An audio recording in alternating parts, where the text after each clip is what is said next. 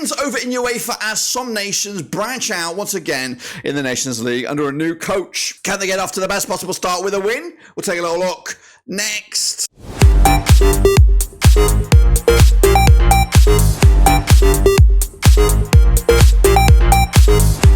That's right, folks, back once again in another video. Today we're heading over to Europe. That's right, the UEFA Nations League is back. Day one, match one, of course, and we are going to come at you with each and every one of the games that, of course, will take place over the international break. Today it is part one of match day number one. There will be 3 parts to this match day series, and then we'll come back for match number 2 again with 3 parts. We'll get into all of that in a minute. Of course, if you're new, where you been? Smash your subscribe and your one-stop shop for UEFA Nations League is right here under one Ruski. Can, of course, the big boys, Portugal and co, get off to the best possible start? We'll take a little look at that in a minute. A big shout out to the VIPs. They are the Patreons. You know who you are. And again, if you're new, check out the links down below. But before all that, now, before we jump into the video, something brand new to the channel. And what is it? It's the join button. That's right. We've gone there. Memberships. That's right. We've opened up the floodgates to members, so you can now join and support the channel in another way. We have our first member, so a big shout out to him. But you can also join that member and becoming an extra special member of the community. Just click on the join button, follow the on-screen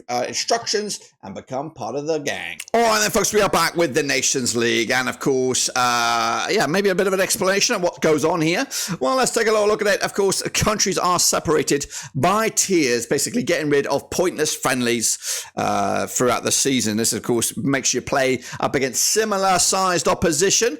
And there is a bit of a grand prize at the end of it, mainly featuring those nations in these groups, League A groups. And we have 4 of those League A groups. The top 2 from each of those groups at the end of the campaign back in, I don't know, when does it finish? Finishes at the end of the year, actually, in November. Top 2 of each of these groups will go through to a quarter-final stages. 8 nations will then duke it out for, of course, a bit of silverware at the end. So let's take a look at the groups. There is a relegation factor as well. So the bottom team in the groups, say, in this scenario right here, Scotland, would get relegated down to B, whereas Portugal would then take on, in this situation here, would take on a candidate from League B to get themselves either promoted or relegated, etc., etc. Those, of course, will be played later on, but right now it's all about getting off to the best possible start. So, we'll have a quick look at these groups. We'll probably do them in each of these 3 videos, so let's not too worry about it. So, League A, Group 1 has Croatia, Poland, Portugal, and Scotland, who, of course, in the top flight for the first time. Group 2 has Belgium, France, Israel, and Italy in a very interesting group there. Group 3 has Bosnia-Herzegovina, Germany, Hungary, and the Dutch, of course, familiar foes in that one. Group 4 has the Danes, Serbia, England, and Switzerland. Of course, the bottom club goes relegated at the end of the campaign. Top 2 go through, boys and girls. So, what about Group B? Well, we got Albania, Czech Republic, Georgia, and Ukraine in Group 1. We have England, Finland, Greece, and Ireland in Group 2. We have Austria, Kazakhstan, Norway, and Slovenia in Group 3. And Group 4 has Iceland, Montenegro, Turkey, and Wales. Once again, I think the relegation does affect this one. Of course, going down to Group C. Top team gets promoted. The second place will get into a playoff to try and sort that out. Into Group C, we have Azerbaijan, Estonia, Slovakia, Sweden in Group 1, Cyprus, Kosovo, Lithuania, Romania in Group 2. In Group 3, we have Belarus, Bulgaria, Luxembourg, and Northern Ireland. And then Group 4 has Armenia, Faroe Islands, Latvia, and North Macedonia. Heading into the lower echelons now, we have Gibraltar, Liechtenstein, and San Marino. You cannot go any further than that third place. That is the bottom of the pile. Top of the table will go through to Group C. Second place will go into a playoff to see if they can get out of this division. And of course, Group 2 has Andorra, Malta, and Moldova. Those are the countries and groups. Of course, we are running a prediction league, so get invested, get involved, get in part of the party, and see if you can now predict me, the prediction king. I don't think you can. I can't. Challenge has been laid down. So here are the games we're going to be taking a look at in this very first video. Again, coming in 3 parts, and again, we'll hope to have a match number 2 as well very soon. So to make it a little bit interesting, I have, of course, flipped it around a little bit. We're going to start with the lower echelons, working our way up to the big games, of course. So we're going to start with a trip to San Marino. That's right. We're going to go to the San Marino Stadium over in Saraville. That's right, in San Marino. This, of course, in Group D. This heavyweight crunch clash coming at you on the 5th of September. League D Group 1. San Marino and Liechtenstein have played 5 times since 2004. We have 1 win for San Marino, 3 for Liechtenstein. There's been 1 draw between the 2 sides. San Marino without a win in the last 6. 8% form for them right now. Liechtenstein also without a win in the last 6. Couple of draws, though, between the 2 sides. They last played each other at San Marino. It was a 2-2 win for Liechtenstein back in September 2020. However, there was a draw in between that in Liechtenstein back in October 2020. Again, in the Nations League. San Marino on the back of a 4-1 loss against Cyprus. Liechtenstein with a 0-0 draw. Get this, against Romania. But it's been back-to-back games without a goal, scoring just the 1 goal in the last 6 matches. Who knows? Coin flip on this one. Gonna go with a draw myself. Point apiece to take to the house right here, right now. Let's head on over to Northern Ireland, of course, over in League C Group 3 as Northern Ireland managed by Michael O'Neill, taking on Luxembourg, managed by Luke Holtz, of course. Played 4 times since 2012, 2 wins for Northern Ireland, 1 win for Luxembourg, and there's been 1 draw, of course. Luxembourg ain't no slouches these days, coming into this on 50% form, though. Just 1 win in the last 3, so not great form heading into this. With Northern Ireland, though, just 1 defeat in the last 6, of course, under Michael O'Neill once again. Last time around that these 2 sides played was a 3-1 win for Northern Ireland. That was in Luxembourg back in March 2022. It was a friendly. They also played in Northern Ireland most recently back in September 2019. It was a 1-0 win for Northern Ireland as well. The hosts coming into this on the back of a 2-0 win over Andorra, with Luxembourg back-to-back losses against Belgium and France in that Benelux region. So back-to-back goalless affairs. Northern Ireland under Michael O'Neill got something a bit about them. You know, a bit more passion in there, a bit more passion invested. I am going to go with a 2-1 win. Ain't going to be that spectacular, but enough to get themselves moving in the right direction. Let's go over to, Belarus are taking on Bulgaria, but this match actually taking place over in Hungary, the ZTE Arena. That's right, Belarus, managed by Carlos Ferrer, up against Bulgaria and Ivan Ilinev. Played 7 times since 2007, 3 wins for Belarus, 4 wins for Bulgaria, no draws as well. Belarus without a win in the last 4, 42% form for them right now. Bulgaria, 58% form for them right now, unbeaten in the last 6 matches, however, drawn 5 of that last 6. The most recent match between these 2 sides was in Bulgaria. It was a 1-0 win for Belarus, who've won back-to-back over Bulgaria, with Bulgaria's actually 3 matches on the spin, Belarus, against Bulgaria. The last match that Bulgaria did pick up a win against their opposition was in Bulgaria. It was a 2-1 win way back in March 2014. So Belarus have the upper hand. However, they have not scored a goal since a 1-0 win over Kosovo back in November 2023. Bulgaria, though, like I said, unbeaten, draw specialist, drawing Slovenia and Romania, who were in the Euros, and also pick up wins against Tanzania as well. So they've been stubborn opposition against the Eastern Bloc countries. I think they'll have the upper hand against the Belarus side, who I think, haven't scored a goal, looking a little bit toothless up top at the moment. From Hungary, we head over to Estonia. That's right, we're heading over to Tallinn at the Lukula Stadium. It's Estonia taking on Slovakia. That's right, coming at you over in League C Group 1. Played twice these 2 sides, 2 wins out of 2 for Slovakia, again, who flattered and flirted with all of us in the Euros most recently. Francesco Calzona, the gaffer, there up against Estonia and Jürgen Henn. But Estonia, back-to-back wins for them, 33% form for them, coming at you. But Slovakia without a win in 3, despite that great adventure they had in the Euros. Last time around, it was a 1-0 win for Slovakia in Slovakia back in October 05. The last time they played in Estonia was same year, back in March, as Slovakia came out on top with that one. Slovakia with that 2-1 loss to England in the Cup.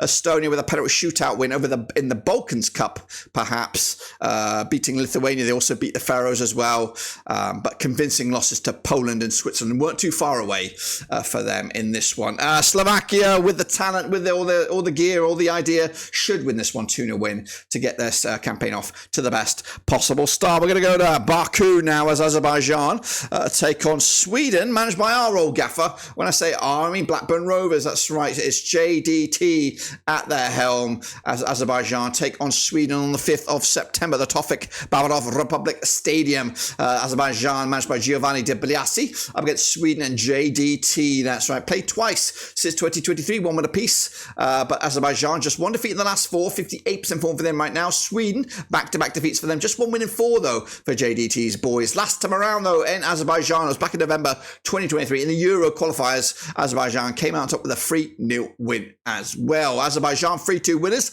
most recently back in June against Kazakhstan. Sweden, though, did lose to Serbia 3-0 in a friendly as JDT tried to find his feet in his new position. I think the Swedes might just nick this one if they show up, if they mean business. Otherwise, it could be another practice event for the Swedes on this one. Let's go to where we go. We're going to go Serbia now, I believe. Get packing, head on out there as we head over to Belgrade as Serbia take on Spain. That's right, coming at you on the 5th of September as well. Played just the one time, these two sides, since 2012. One win out of one for Spain. Serbia, though, 50% form for them right now, just one win in 5. One defeat the last 4. Up against Spain, Euro winners, of course. Didn't they win the Olympics? I think they might have done as well. That most recent match, that one and only match between these two sides back in 2012, it was a 2-0 win for Spain. Serbia on back-to-back draws, of course. Their one and only defeat in the last 3 was at the Euros against Serbia, but they're kind of a little bit toothless, weren't they, in this one? But one defeat in the last 4, stretching back into June. Spain, though, with, of course, that 2-1 win over England, beating France, beating Germany. They realistically stepped up the plate this past summer to showcase what they're all about. I don't think I have any odds on here, so we are going to go with Spain, 3-1 win. Should be a piece of cake, even if it is on the bloody road. Let's go to Denmark now. Denmark taking on the Swiss, of course. Again, not the greatest performance in the Euros for both of these two nations, both crashing out. I wouldn't say reasonably. Swiss were looking a bit more promising than the Danes. Anyway, Kasper Huysman's Denmark coming into this on 58% form for them right now without a win in the last 4. Up against the Swiss, just one defeat in the last 6 for them. Both sides, 58% form, but draws and wins in a mixed over the last 6 matches. They played 5 times, 2 wins for the Danes, nothing for the Swiss, 3 draws, of course. Last time around, they played back in March 2024. It was a 0-0 draw in Denmark. Denmark have actually got back-to-back clean sheets against the Swiss heading into this one. Of course, Switzerland crashed out against Germany. 2-0 loss in the Euros. It's actually been back-to-back games without a goal for the Danes. As for Switzerland, they crashed out against England, but good results against Germany and Italy haven't been far away for them so far this campaign. Of course, they actually had a really good group stages in the Euros. Tough one to call this one. I think I am leaning towards a Danish victory here. They need to get off on the right foot. Again, this is actually taking place Group A, or League A, Group 4, and the Danes should come out on top with a win. Scotland are in the top flight here, and they take on a winnable Poland, of course. Match taking place over at Hampden Park. That's right, Scotland under Steve Clarke up against Poland. Michael Probiec, round 1, or Group 1, round 1. Played 4 times these two sides in 2014. 1 win for Scotland, nothing for Poland, 3 draws as well. The Scots, just 1 win in the last 6, 33% form for them right now. Poland, without a win in the last 3, 58% form for them.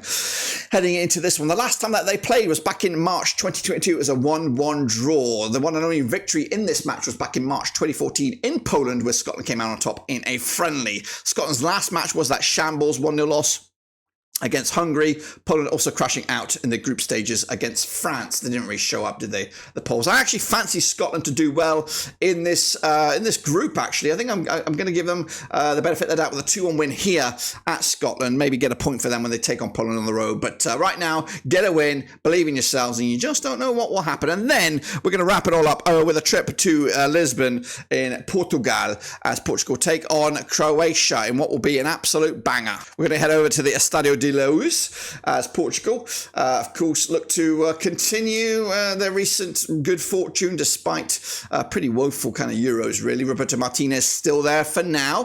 I think waiting in the wings is Marino, waiting for that call up. Up against Croatia and Zlato Dalic, who again, I believe is still there. Played 8 times these two sides since 1996. We have 6 wins for Portugal, 1 win for Croatia, 1 draw between the two sides. Portugal, though, just 1 win in 3, though. Not great in that regard. Croatia without a win in 3. The last match they played these two sides back in June 2024 is a friendly. It was a 2-1 win for Croatia. That was their one and only win in the last 6 against them. Portugal with that penalty shootout loss to France. They really weren't that good in the Euros. Were they losing to Georgia? Maybe they were a little bit hard done by, to be fair. Of course, Croatia on the flip side just didn't really get going. 3-0 loss to Spain and a couple of draws didn't really get them going. I do think Portugal at home are something else. And I don't know about Croatia right now. This could be a bit of a stumbling block. Look at a chance for them to bred in some youngsters for their push for 2026. So I'm going to go with a 3-0 win for Portugal on this one. That's my picks for the matchday number 1, part 1. Don't forget to come back for matchday number 1, part 2, as we look forward to that. This, of course, is the link. Get involved, get invested, be part of the protest, part of the party, and of course, come back again for part 2, and of course, the other matches that are involved in this qualification phase.